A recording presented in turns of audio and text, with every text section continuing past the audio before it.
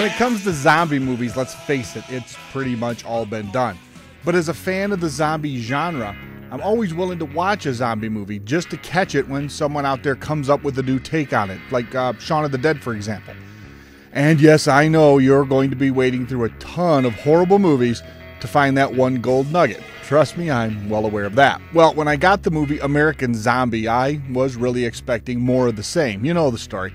Zombies come to life, small group of survivors, struggle for survival, eventual strange twist, and the downbeat ending. You know, that's the format.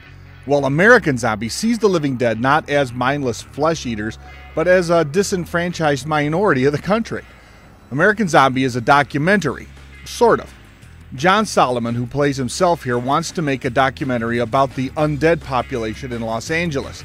And while he makes good videos for a local trauma center, he's never really made a successful movie. So he turns to a former classmate from his film school, Grace Lee, who also plays herself here, because she's done several successful documentaries. Now soon, John and Grace are out making their movie, filming the undead in their various pursuits around the city. Now in this movie, zombies aren't just wandering, slavering monsters. There are several different levels of zombie here. There's the high-functioning zombie who can pass for a human. There's the low-functioning zombie who are being exploited in sweatshops. You know, since you don't eat or sleep, you're perfect for non-stop cheap labor.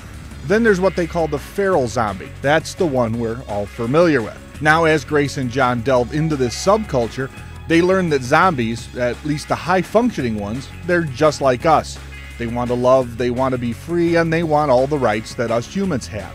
We meet Ivan, who's a party store clerk and a slacker. There's Judy, a small Asian zombie who's in denial about being a zombie to start with and a bit delusional besides. There's Joel, he's a zombie activist who's out there fighting for undead rights. You know, we're dead, we're here, get used to it kind of thing. And there's Lisa, she's a florist who specializes in funeral arrangements. Yes, there's some irony there. And she also has some anger issues. Now, each zombie is a completely different character, and each sort of breaks the mold of what we think a zombie should be, but in a different way.